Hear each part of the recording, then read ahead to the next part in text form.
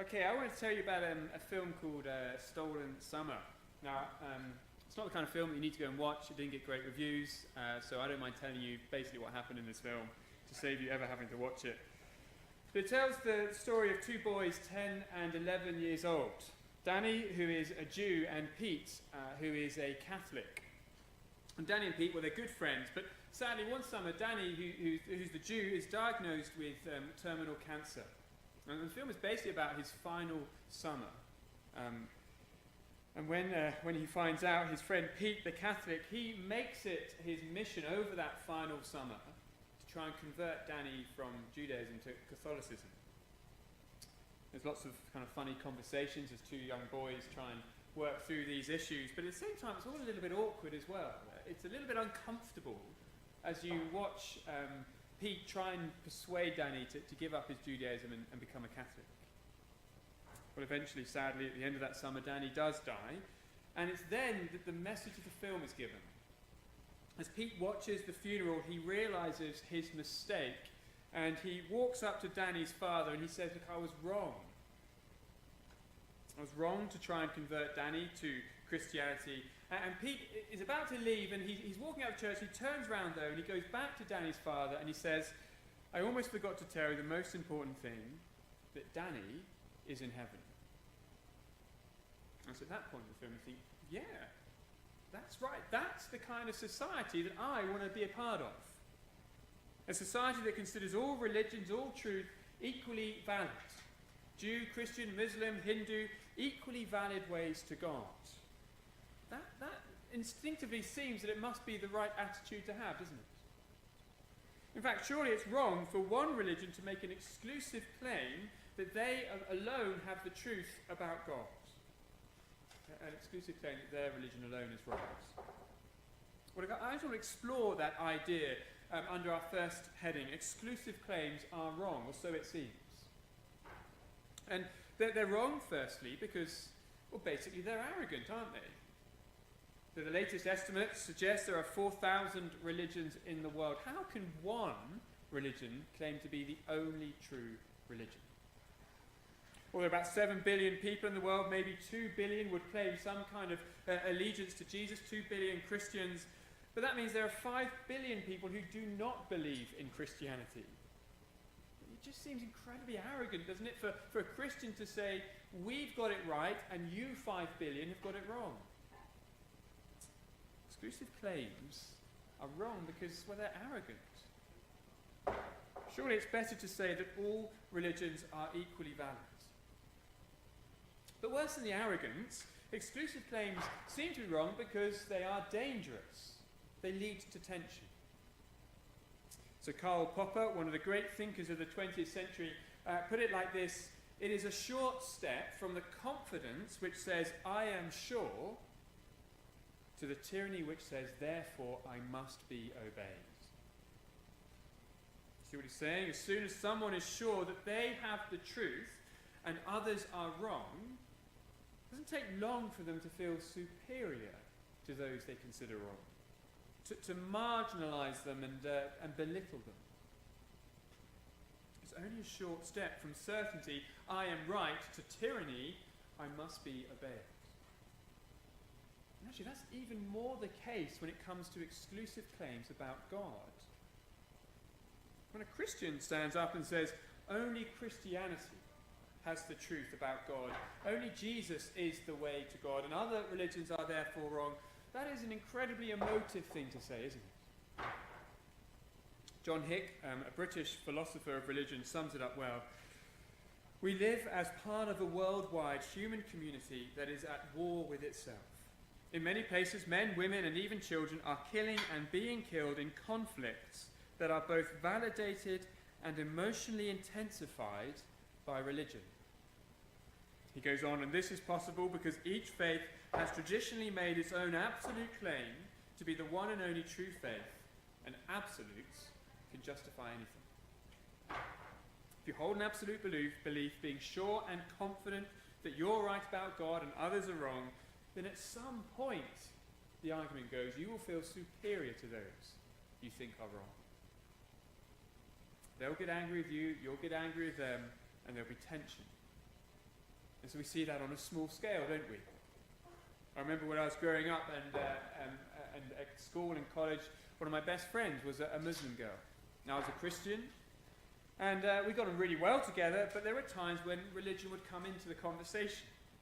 And we'd talk about it, we'd chat about it. She would kind of say Islam was right. I would say no, Christianity was right.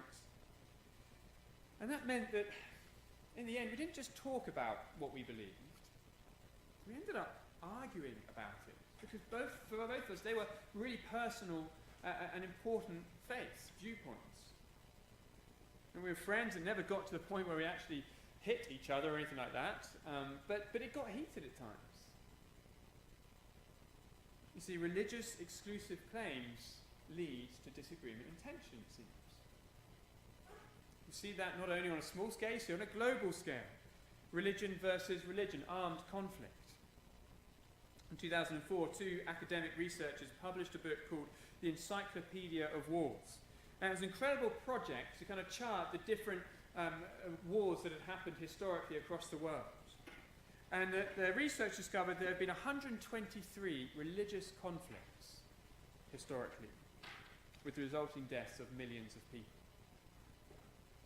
Religion, because of exclusive claims, seems to cause violence. The late journalist Christopher Hitchens once was asked, if you were in a foreign city and 5 men were coming towards you, would you feel safer if you knew that they had just left a religious meeting? He recorded his response in his book, God Is Not Great. He said this, just to stay within the letter B, I have actually had that experience in Belfast, Beirut, Bombay, Belgrade, Bethlehem, and Baghdad. In each case, I can say absolutely and give my reasons why I would feel immediately threatened if I thought that a group of men coming towards me had just left a religious meeting.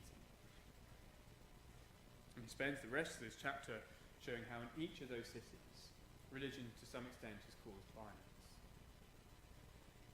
Religious people, it seems, making exclusive claims that their religion is right, that their way of doing things is right, and others are wrong, inevitably leads to tension and conflict. So would the world, you wonder, be better off without religion? And you could kind of think, well, it seems that way, doesn't it? Fewer conflicts, fewer deaths, less tension within our communities. So what should we do? Well, it's probably unlikely that we could ban religion and get rid of it. Instead, the suggestion is religious people should stop making exclusive claims. If we want peace, if we want communities that get along, then religious people, Christians included, need to stop saying that their God is the one true God, that Jesus is the only way to God. It's better to be a relativist when it comes to religion. Better to say that all religions are true, all are valid ways to God, rather than to say one religion is true. It's better to think of religions as different ways up the same mountain, equally valid paths to God. So is that the answer to the problem of religion and intolerance?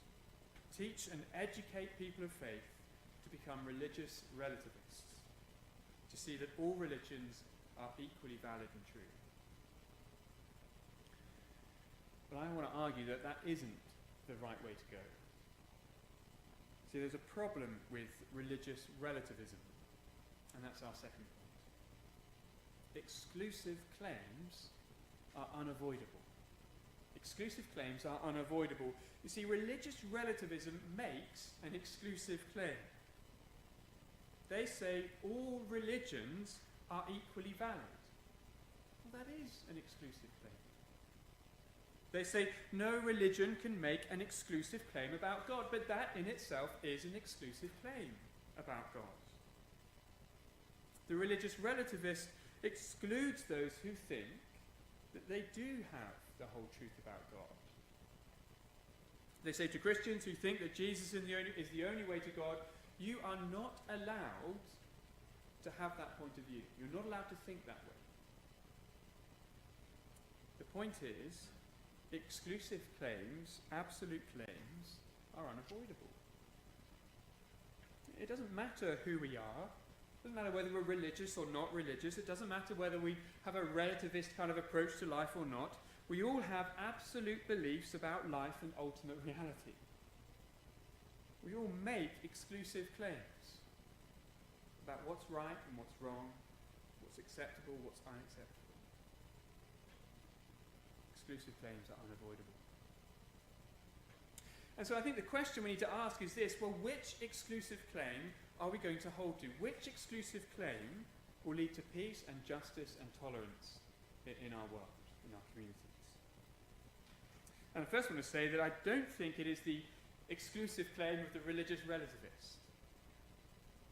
The claim that says all religions are equally valid ways to God, I'm not sure it is a good claim to hold, to make. I don't think it's a good claim because actually I think it leads to arrogance. So you remember the mountain picture that says, think of all religions as equally valid paths up to God, up the mountain. If you're going to say that, though, if you're going to say that all religions are equally valid paths to God, then where are you standing in that image? You're standing at the top, looking down.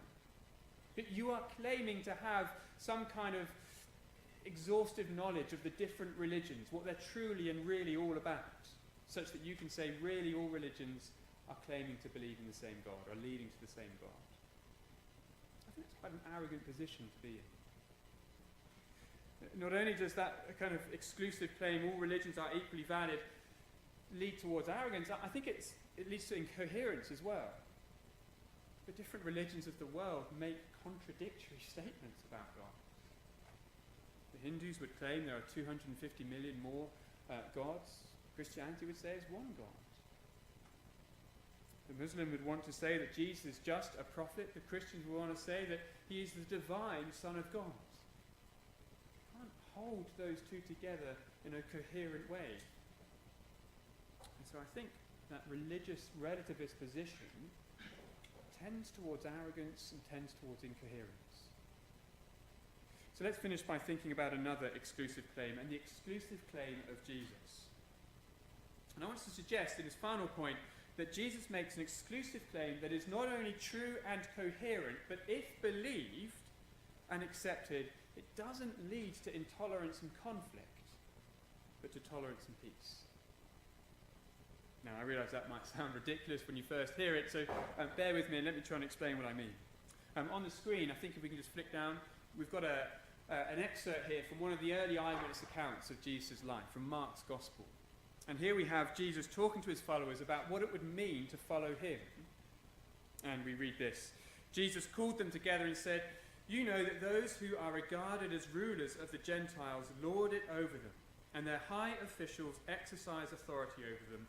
Not so with you. Instead, whoever wants to become great among you must be your servant, and whoever wants to be first must be slave of all. For even the Son of Man did not come to be served, but to serve and to give his life as a ransom for many."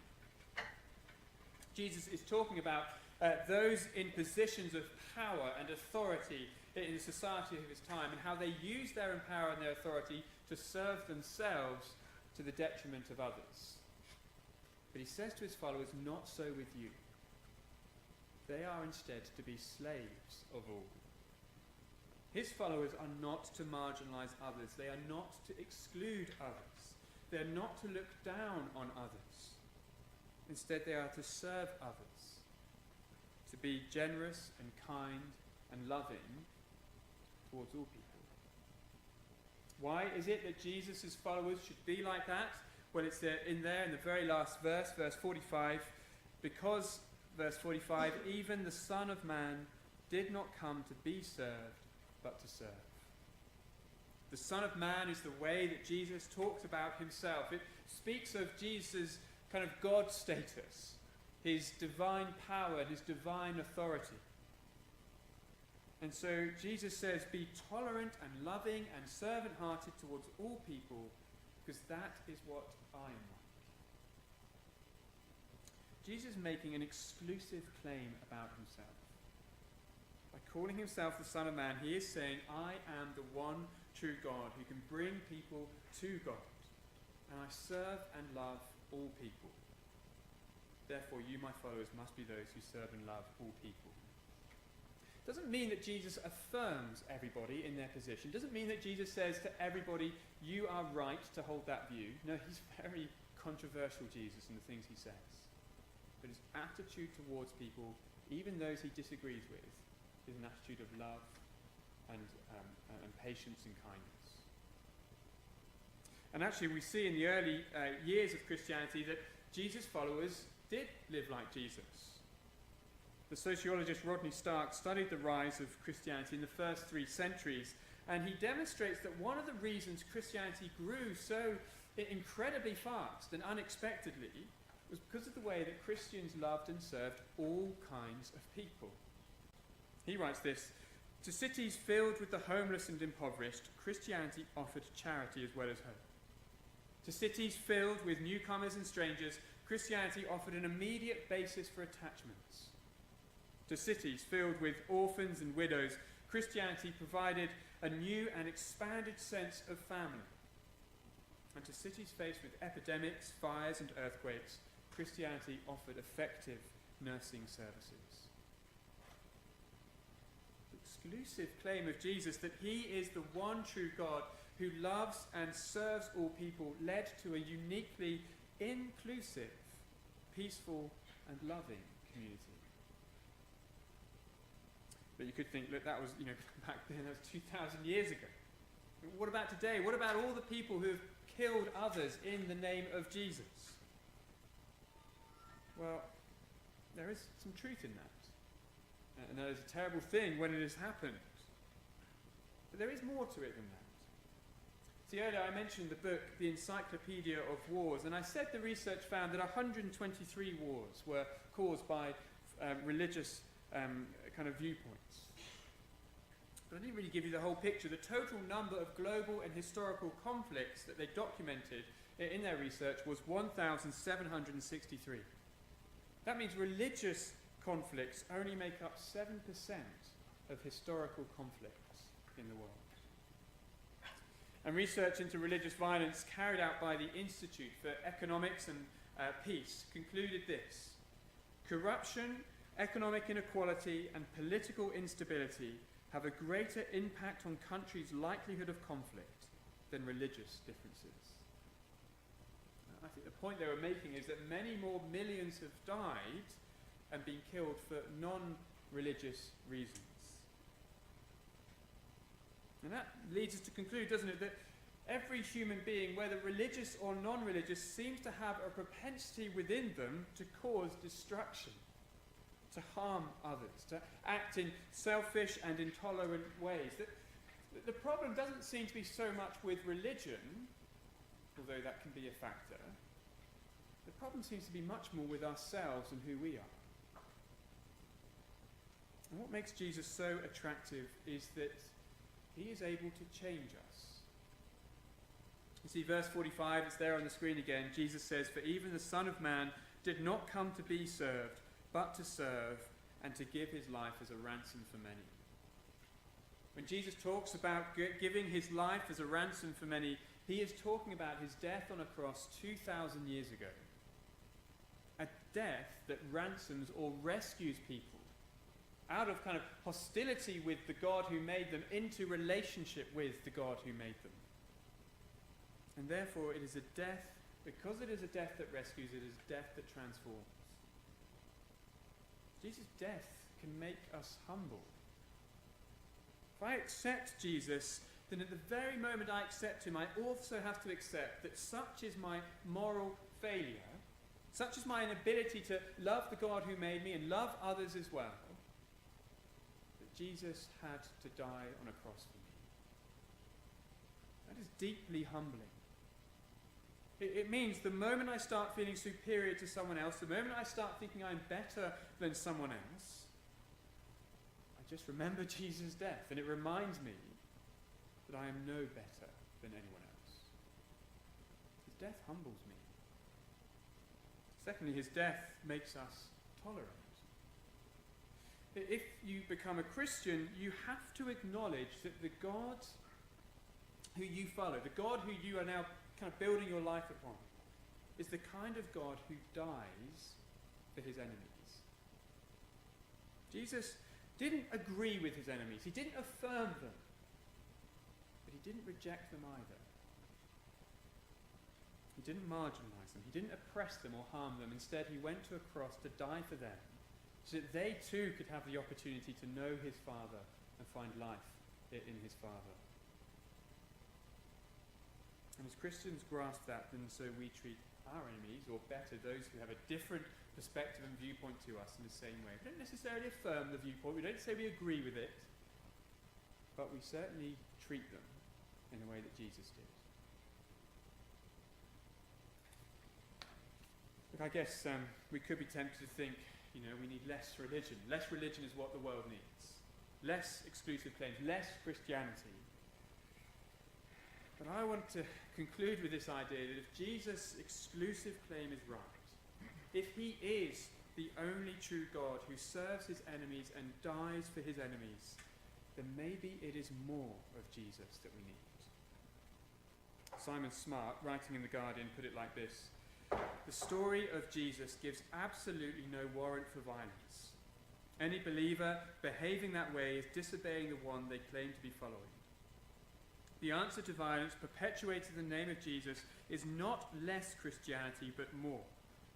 Christianity that is not depleted of its meaning, but full of its original content, which is at its heart non-violent and a force for good. Exclusive claim of Jesus that he is a God who dies to serve and to rescue his enemies. And if you believe that claim, that exclusive claim, then it should change you to be like